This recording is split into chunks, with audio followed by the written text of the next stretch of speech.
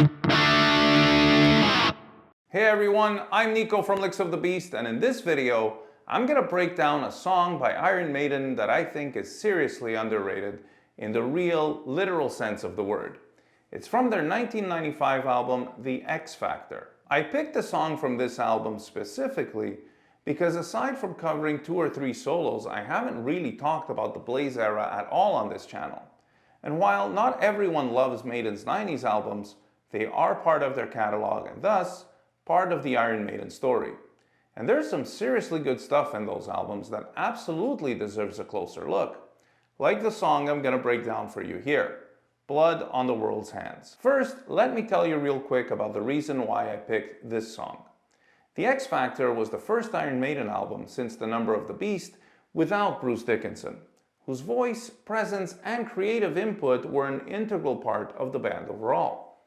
It was also their 3rd album in a decade that thus far hadn't been very kind to the great metal giants of the previous 10 years. The band therefore set off to do the only logical thing, which was to explore some different avenues, like a darker, more intense sound than their work up until that point.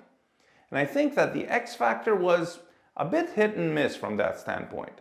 Now, without getting into the pros and cons of that album, because that's a topic for another video, Blood on the World's Hands is the song that, to me, really sounds the most like they tried something radically different and succeeded brilliantly. So the song starts off with Steve Harris performing a bass solo of sorts. It starts with natural harmonics that are a little reminiscent of Murders in the Rue Morgue.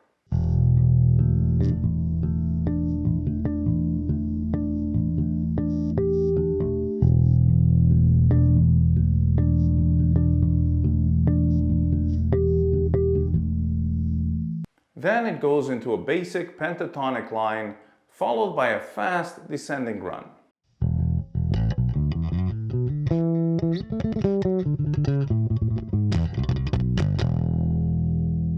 So that fast run introduces this pattern that he moves around the neck and will be used quite extensively throughout the song. The next part is a fast chord progression that uses just the root 5th octave shape.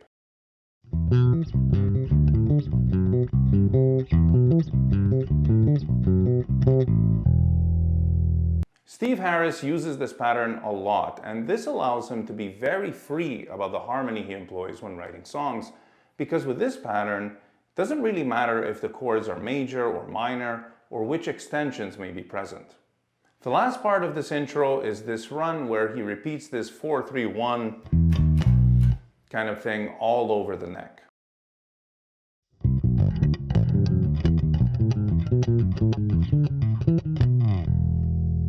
When the full band comes in, they go right into it, and the guitars play the melody of what will be the vocal line of the verse.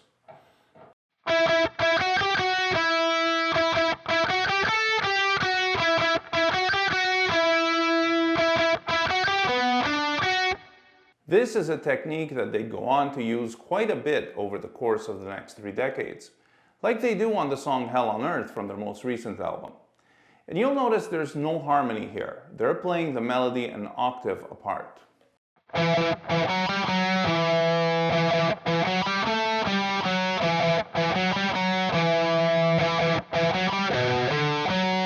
often get asked why they don't think of playing harmonies on these lines. And the thing is, it's not that they don't think of it. Harmonies can make things sound tighter, especially a classic Maiden-style harmony in 3rds or 6ths.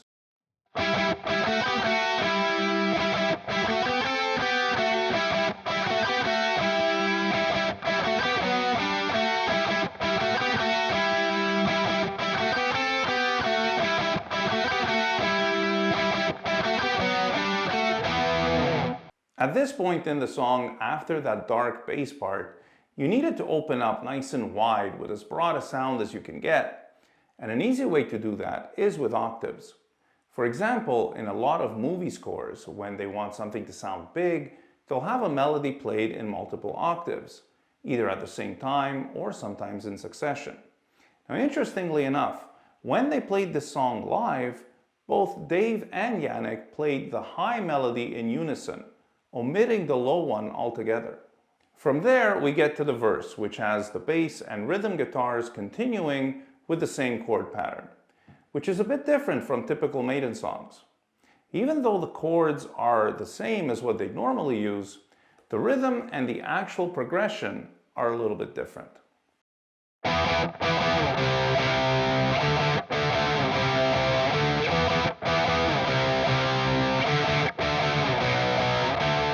The two lead guitar parts don't play here, so they're not doubling the vocals.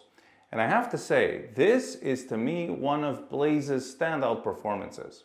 His pitch is spot on, and his voice is nice and open.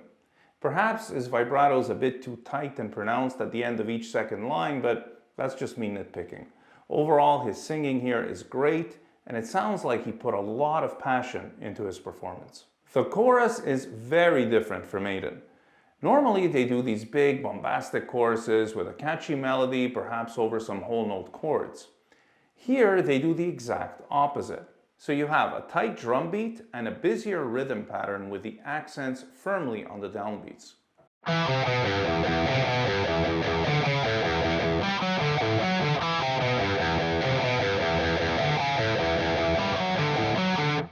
And a very simple vocal line that is more rhythmic than melodic.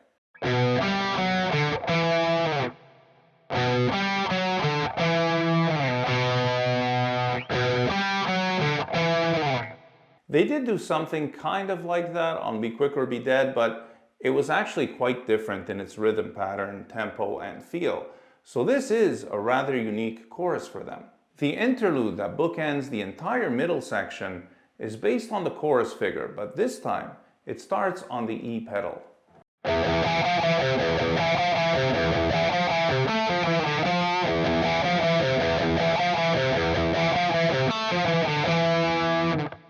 The other difference is that in this section, the drums are pushing the rhythm instead of laying back like in the chorus. Before the solos, they add a little break made up of just simple power chords in a looser rhythm.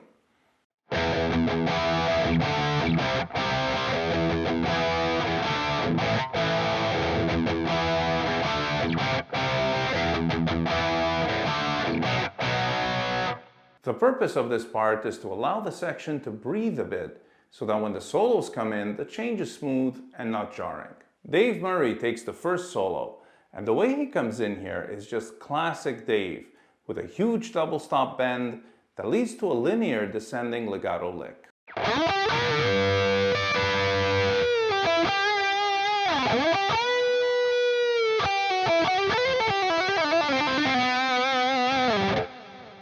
Then they go into another variation of the chorus riff. And this one is shorter, but because it's busier, it gives a sense of urgency, and it also feels like the theme is being developed further.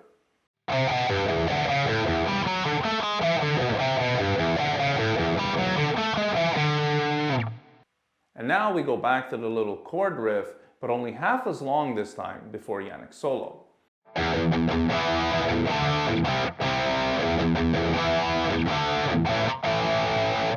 He also starts off with a great lick, and it's not your typical way of starting a metal solo. And with Yannick, you never know quite what to expect, but you'll always know it's him playing.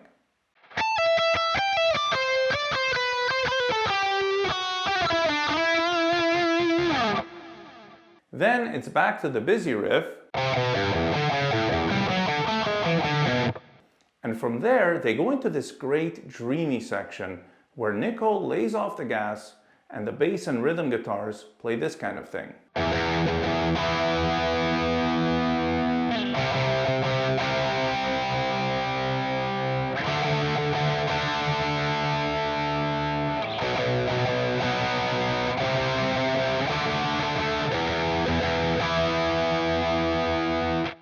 On top of that is a clean, chimey guitar that matches the vocal melody. And at one point, the chimey part is replaced by a fuller lead guitar sound, playing the melody this way by bending the first note.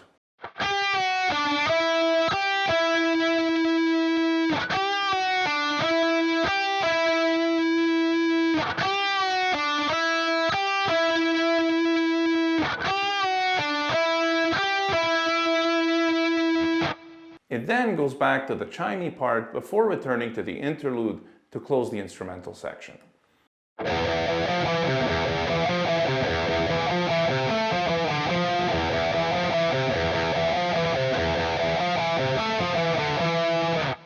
After that, it's back to the verse and chorus to end the song. Now you might have noticed that I'm downpicking everything in this video, and that's because when I was learning the song, the riffs weren't sounding right when I would play them, especially if I was playing along with the album. They sounded too loose and sloppy, so I thought, what if they're downpicking?